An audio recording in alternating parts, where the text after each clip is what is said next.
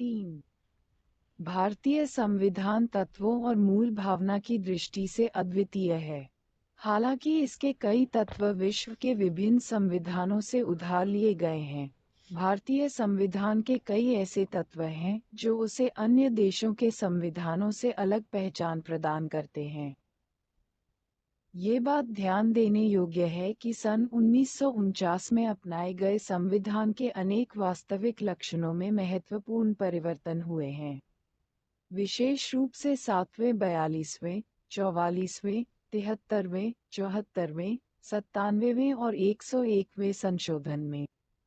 संविधान में कई बड़े परिवर्तन करने वाले 42वें संविधान संशोधन अधिनियम 1976 को मिनी कॉन्स्टिट्यूशन कहा जाता है। हालांकि केशवानंद भारती मामले 1973 में सर्वोच्च न्यायालय ने व्यवस्था दी थी कि अनुच्छेद 368 के तहत संसद को मिली संवैधानिक शक्ति संविधान के मूल ढांचे को बदलने की अनुमति नहीं देती। संविधान की विशेषताएं। संविधान के वर्तमान रूप में इसकी विशेषताएं निम्नलिखित हैं। 1. सबसे लंबा लिखित संविधान। संविधान को 2 वर्गों में विभाजित किया जाता है, लिखित जैसे अमेरिकी संविधान और अलिखित जैसे ब्रिटेन का संविधान। भारत का संविधान विश्व का सबसे लंबा लिखित संविधान है। ये बहुत बृहद, समग्र और विस्तृत दस्तावेज है। मूल रूप से 1949 संविधान में एक प्रस्तावना 395 अनुच्छेद 22 भागों में विभक्त और 8 अनुसूचियां थीं। वर्तमान में 2019 इसमें एक प्रस्तावना 470 अनुच्छेद 25 भागों में विभक्त और 12 अनुसूचियां हैं। सन 1951 से हुए विभिन्न संशोधनों ने करीब 20 अनुच्छेद व एक भाग 7 को हटा दिया और इसमें करीब 195 अनुच्छेद 4 भागों 4 का, 9 का, 9 ख और 14 का और 4 अनुसूचियों 9.10.11.12 को जोड़ा गया। विश्व के किसी अन्य संविधान में इतने अनुच्छेद और अनुसूचियां नहीं हैं। संविधान की प्रमुख विशेषताएं, salient features of the Constitution। Bharat के संविधान को विस्तृत बनाने के पीछे निम्न 4 कारण हैं। अ. भौगोलिक कारण, भारत का विस्तार और विविधता। ब. ऐतिहासिक, इसके उदाहरण के रूप में भारत शासन अधिनियम 1935 के प्रभाव को देखा जा सकता है। यह अधिनियम बहुत विस्तृत था। स. जम्मू कश्मीर को छोड़कर केंद्र और राज्यों के लिए एकल संविधान। द. संविधान सभा में कानून विशेषज्ञों का प्रभुत्व। संविधान में न सिर्फ शासन के मौलिक सिद्धांत बल्कि विस्तृत रूप में प्रशासनिक प्रावधान भी विद्यमान हैं। इसके अतिरिक्त अन्य आधुनिक लोकतंत्रों में जिन मामलों को आम विधानों अथवा स्थापित राजनीतिक परिपाटी पर छोड़ दिया गया है, उन्हें भी भारत के संवैधानिक दस्तावेज में शामिल किया गया है। 2. विभिन्न स्रोतों से विहित। भारत के संविधान ने अपने अधिकतर उपबंध विश्व के कई देशों के संविधानों और भारत शासन अधिनियम 1935 के उपबंधों से लिए हैं। डॉक्टर अंबेडकर ने गर्व के साथ घोषणा की थी कि भारत के संविधान का निर्माण विश्व के विभिन्न संविधानों को छानने के बाद किया गया है। संविधान का अधिकांश ढांचागत हिस्सा भारत शासन अधिनियम 1935 से लिया गया है। संविधान का दार्शनिक भाग, मौलिक अधिकार और राज्य के नीति निदेशक सिद्धांत, क्रमशः अमेरिका और आयरलैंड से प्रेरित है। भारतीय संविधान के राजनीतिक भाग, कैबिनेट सरकार का सिद्धांत और कार्यपालिका और विधायिका के संबंध का अधिकांश हिस्सा ब्रिटेन के संविधान से लिया गया है। संविधान के अन्य प्रावधान कनाडा, ऑस्ट्रेलिया, जर्मनी, यूएसएसआर, अब रूस, फ्रांस, दक्षिण अफ्रीका, जापान इत्यादि देशों के संविधानों से लिए गए हैं। भारत के संविधान पर सबसे बड़ा प्रभाव और भौतिक सामग्री का स्रोत भारत सरकार अधिनियम 1935 रहा है। संघीय व्यवस्था, न्यायपालिका, राज्यपाल, आपातकालीन अधिकार, लोक सेवा आयोग और अधिकतर प्रशासनिक विवरण इसी से लिए गए हैं। संविधान के आधे से अधिक प्रावधान या तो 1935 के अधिनियम के समान हैं या फिर इससे मिलते जुलते हैं। 3. नम्यता एवं अन्यता का समन्वय। संविधानों को नम्यता और अन्यता की दृष्टि से भी वर्गीकृत किया जाता है। कठोर या अन्य संविधान उसे माना जाता है जिसमें संशोधन करने के लिए विशेष प्रक्रिया की आवश्यकता हो। उदाहरण के लिए अमेरिकी संविधान। लचीला या नम्य संविधान वह कहलाता है जिसमें संशोधन की प्रक्रिया वही हो जैसी किसी आम कानूनों के निर्माण की, जैसे ब्रिटेन का संविधान।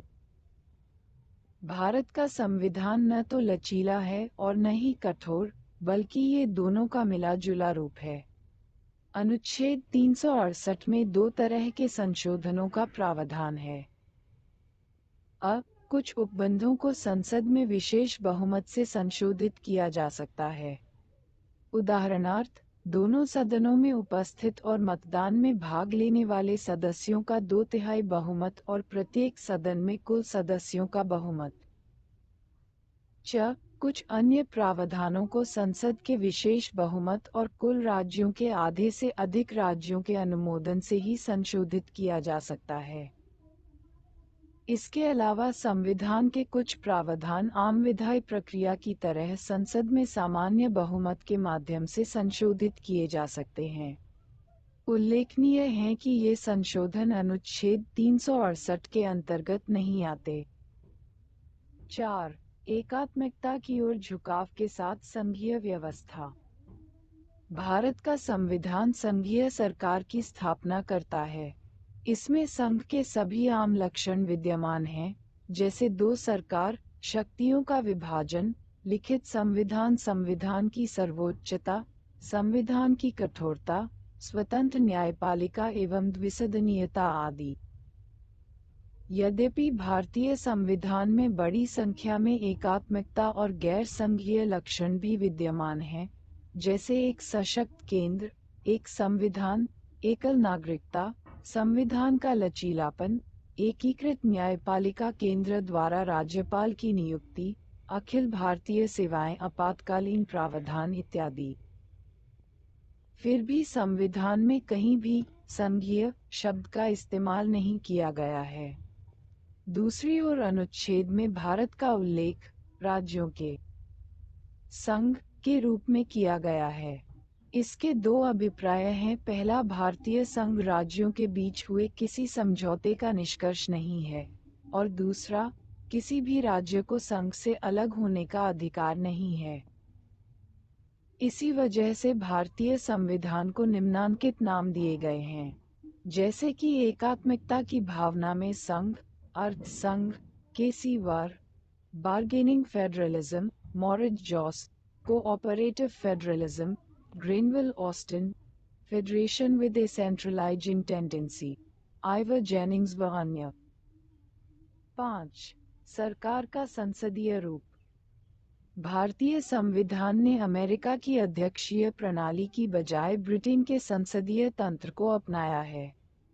संसदीय व्यवस्था विधायिका और कार्यपालिका के मध्य समन्वय व सहयोग के सिद्धांत पर आधारित है, जबकि अध्यक्षीय प्रणाली दोनों के बीच शक्तियों के विभाजन के सिद्धांत पर आधारित है।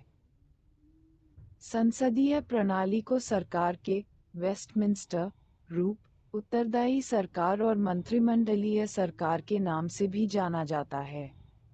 संविधान केवल केंद्र में ही नहीं, बल्कि राज्य में भी संसदीय प्रणाली की स्थापना करता है।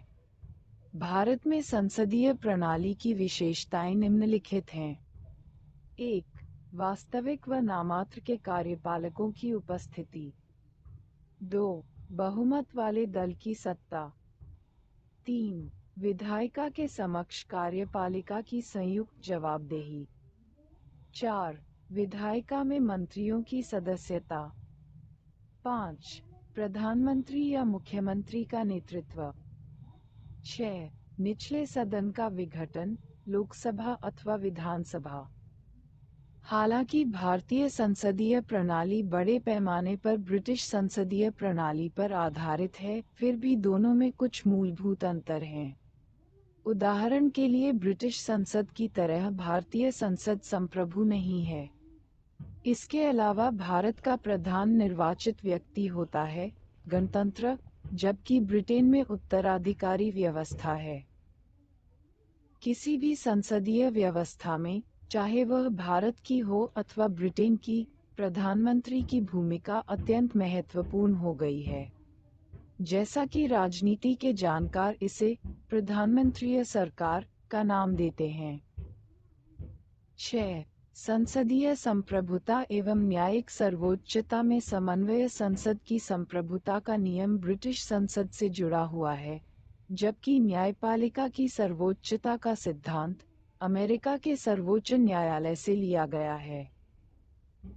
जिस प्रकार भारतीय संसदीय प्रणाली ब्रिटिश प्रणाली से भिन्न है, ठीक उसी प्रकार भारत में सर्वोच्च न्यायालय की न्यायिक समीक्षा शक्ति अमेरिकी सर्वोच्च न्यायालय से कम है। ऐसा इसलिए है क्योंकि अमेरिकी संविधान में विधि की नियत प्रक्रिया का प्रावधान है, जबकि भारतीय संविधान में विधि द्वारा स्थापित प्रक्रिया अनुच्छेद 21 का प्रावधान है। इसलिए भारतीय संविधान निर्माताओं ने ब्रिटेन की संसदीय संप्रभुता और अमेरिका की न्यायपालिका सर्वोच्चता के बीच उचित संतुलन बनाने को प्राथमिकता दी। एक और जहां सर्वोच्च न्यायालय अपनी न्यायिक समीक्षा की शक्तियों के तहत संसदीय कानूनों को असंवैधानिक घोषित कर सकता है, वहीं दूसरी ओर संसद अपनी संवैधानिक शक्तियों के बल पर संविधान के बड़े भाग को संशोधित कर सकती है। 7. एकीकृत व स्वतंत्र न्यायपालिका। भारतीय संविधान एक ऐसी न्यायपालिका की स्थापना करता है जो अपने आप में एकीकृत होने के साथ साथ स्वतंत्र है। भारत की न्याय व्यवस्था में सर्वोच्च न्यायालय शीर्ष पर है। इसके नीचे राज्य स्तर पर उच्च न्यायालय हैं। राज्यों में उच्च न्यायालय के नीचे क्रमवार अधीनस्थ न्यायालय हैं, जैसे जिला अदालत व अन्य निचली अदालतें। न्यायालयों का एकल तंत्र केंद्रीय कानूनों के साथ साथ राज्य कानूनों को लागू करता है। हालांकि अमेरिका में संघीय कानूनों को संघीय न्यायपालिका और राज्य कानूनों को राज्य न्यायपालिका लागू करती है। सर्वोच्च न्यायालय संघीय अदालत है। ये शीर्ष न्यायालय है जो नागरिकों के मौलिक अधिकारों की रक्षा की गारंटी देता है और संविधान का संरक्षक है। इसलिए संविधान में इसकी स्वतंत्रता के लिए कई प्रावधान किए गए हैं, जैसे न्यायाधीशों के कार्यकाल की सुरक्षा, न्यायाधीशों के लिए निर्धारित सेवा शर्तें, भारत की संचित निधि से सर्वोच्च न्यायालय के सभी खर्चों का वहन, विधायिका में न्यायाधीशों के कामकाज पर चर्चा पर रोक, सेवानिवृत्ति के बाद अदालत में कामकाज पर रोक, अवमानना के लिए दंड देने की शक्ति, कार्यपालिका से न्यायपालिका को अलग रखना इत्यादि। 8. मौलिक अधिकार।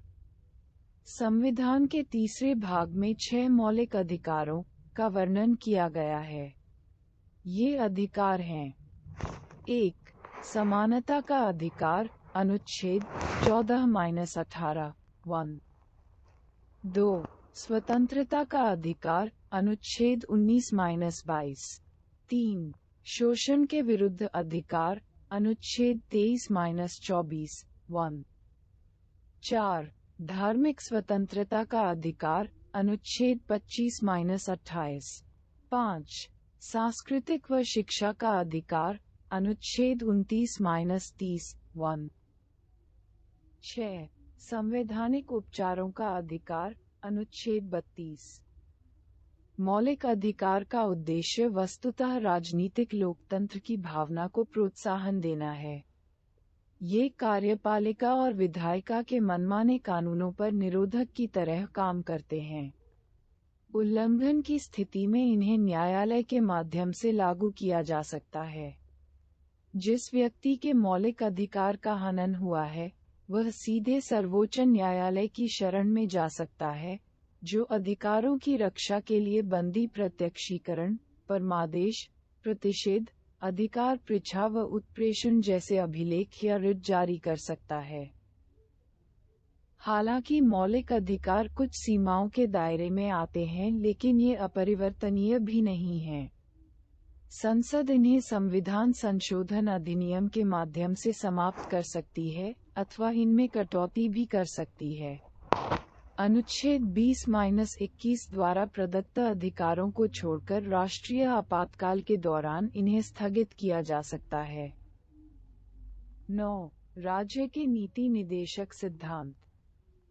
Doctor B R. अम्बेडकर के अनुसार राज्य के नीति निदेशक सिद्धांत भारतीय संविधान की अनूठी विशेषता हैं।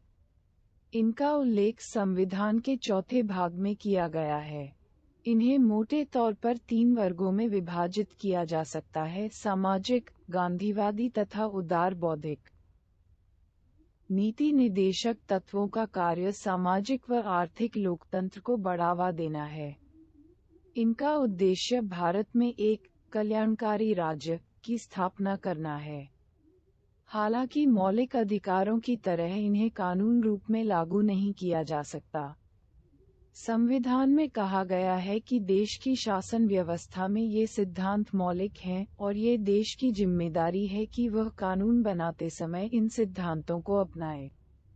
इसलिए इन्हें लागू करना राज्यों का नैतिक कर्तव्य है, किंतु इनकी पृष्ठभूमि में वास्तविक शक्ति राजनैतिक है, अर्थात जनमत। मिनर्वा मिल्स मामले 1980-2 में सर्वोच्च न्यायालय ने कहा था कि भारतीय संविधान की नींव मौलिक अधिकारों और नीति निदेशक सिद्धांतों के संतुलन पर रखी गई है। 10. मौलिक कर्तव्य। मूल संविधान में मौलिक कर्तव्यों का उल्लेख नहीं किया गया है।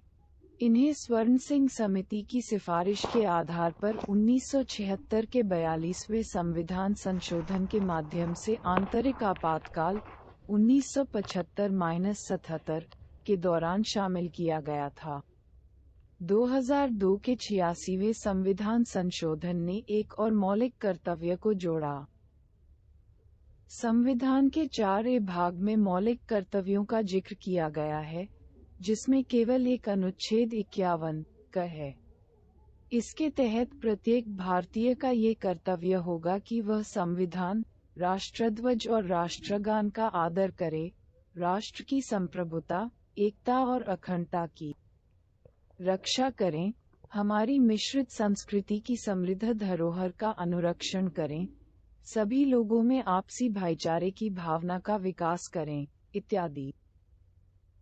मौलिक कर्तव्य नागरिकों को ये याद दिलाते हैं कि अपने अधिकारों का इस्तेमाल करते समय उन्हें याद रखना चाहिए कि उन्हें अपने समाज, देश व अन्य नागरिकों के प्रति कुछ जिम्मेदारियों का निर्वाह भी करना है। नीति निदेशक तत्वों की तरह कर्तव्यों को भी कानून रूप में लागू नहीं किया जा सकता। 11. एक धर्मनिरपेक्ष राज्य।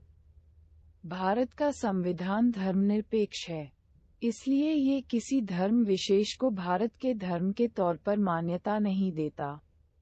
संविधान के निम्नलिखित प्रावधान भारत के धर्मनिरपेक्ष लक्षणों को दर्शाते हैं। 1. वर्ष 1976 के 42वें संविधान संशोधन द्वारा संविधान की प्रस्तावना में धर्मनिरपेक्ष शब्द को जोड़ा गया। 2. प्रस्तावना हर भारतीय नागरिक की आस्था, पूजा अर्चना व विश्वास की स्वतंत्रता की रक्षा करती है। 3. किसी भी व्यक्ति को कानून के समक्ष समान समझा जाएगा और उसे कानून की समान सुरक्षा प्रदान की जाएगी।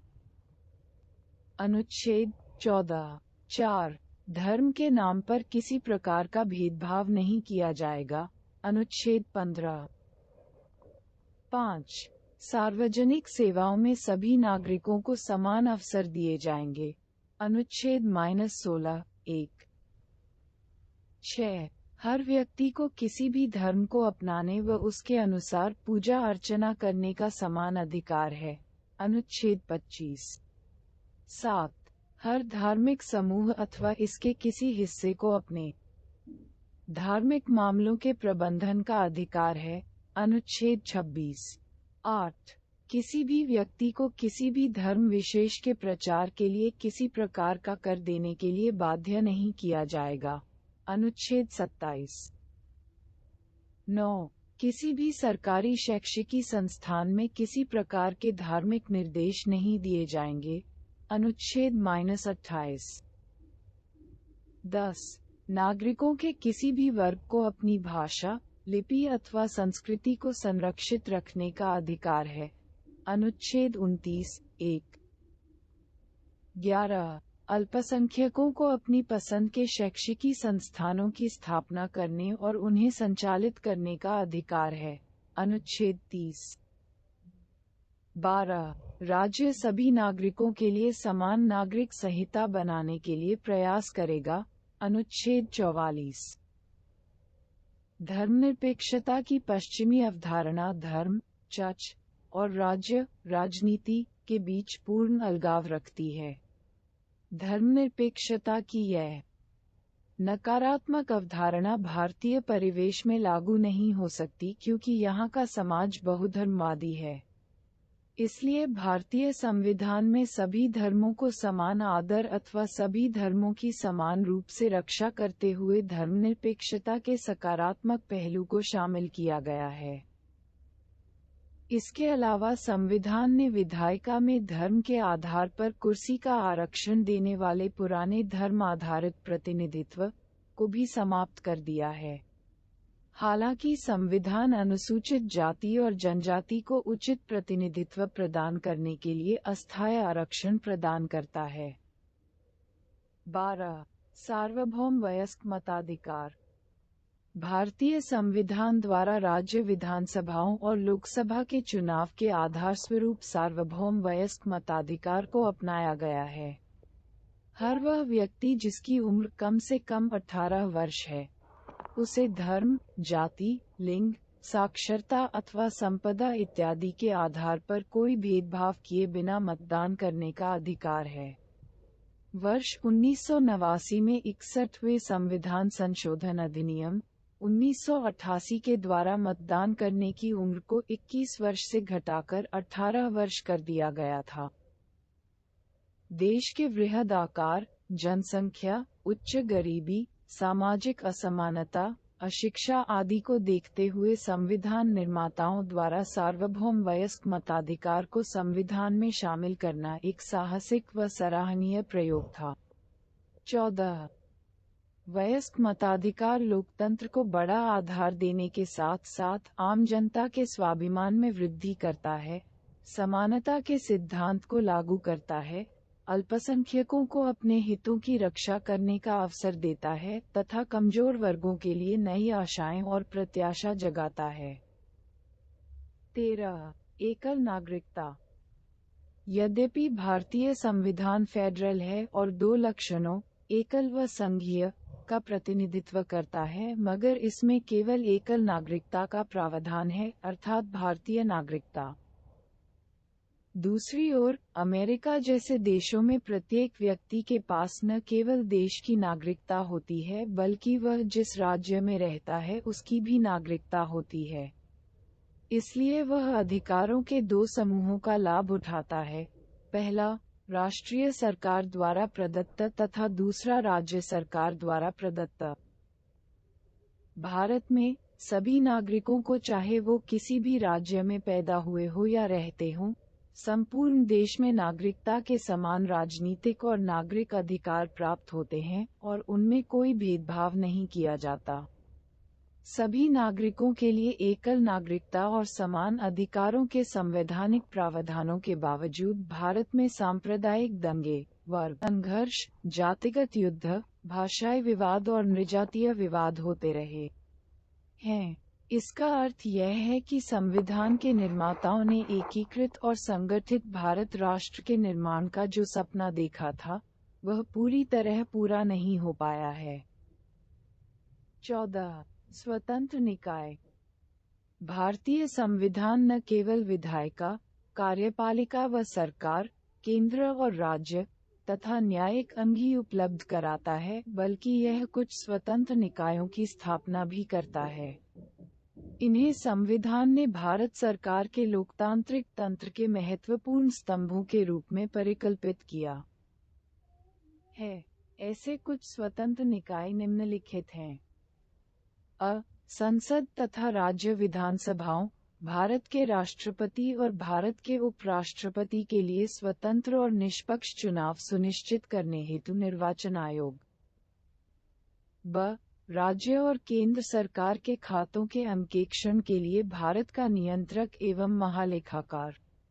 ये जनता के पैसे के संरक्षक होते हैं और सरकार द्वारा किए गए खर्चों की वैधानिकता और उनके उचित होने पर टिप्पणी करते हैं।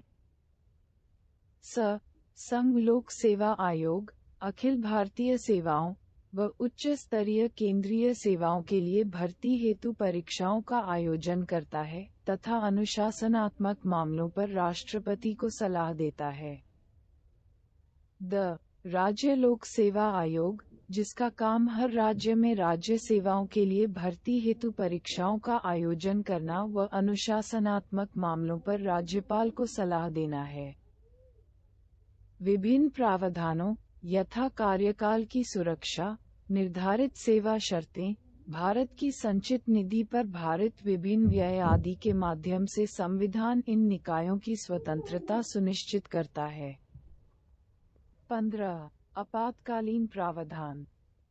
आपातकाल की स्थिति से प्रभावशाली ढंग से निपटने के लिए भारतीय संविधान में राष्ट्रपति के लिए बृहद आपातकालीन प्रावधानों की व्यवस्था है।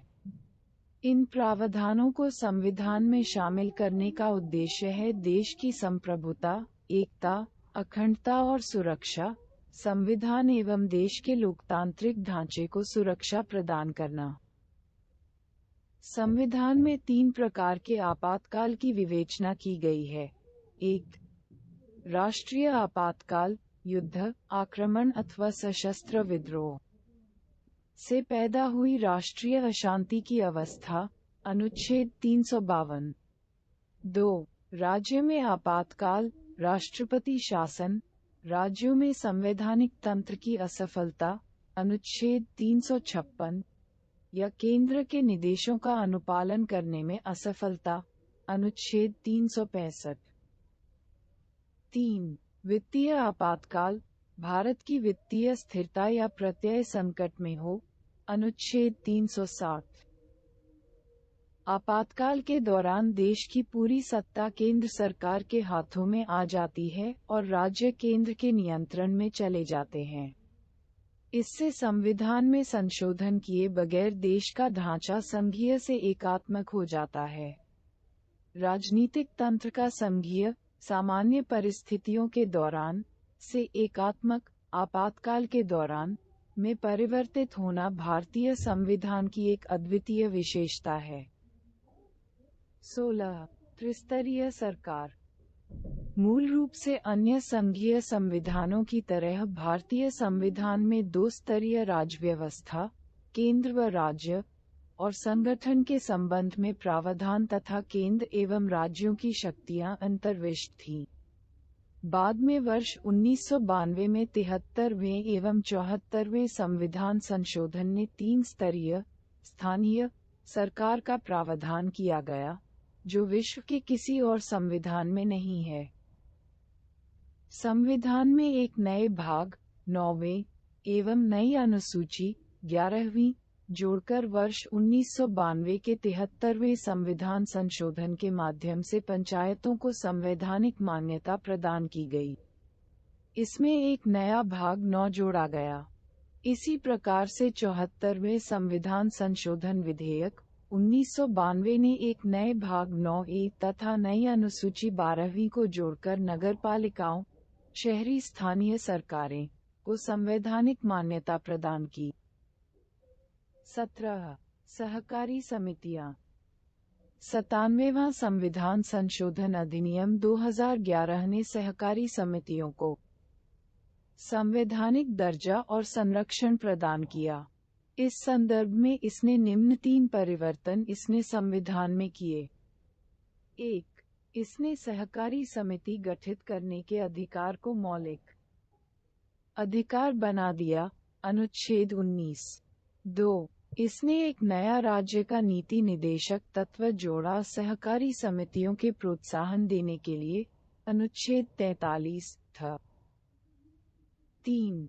इसने संविधान में एक नया भाग जोड़ा, सहकारी समितियां, द कोऑपरेटिव सोसाइटीज, शीर्षक से, अनुच्छेद 243 ZH से लेकर 243 ZT तक।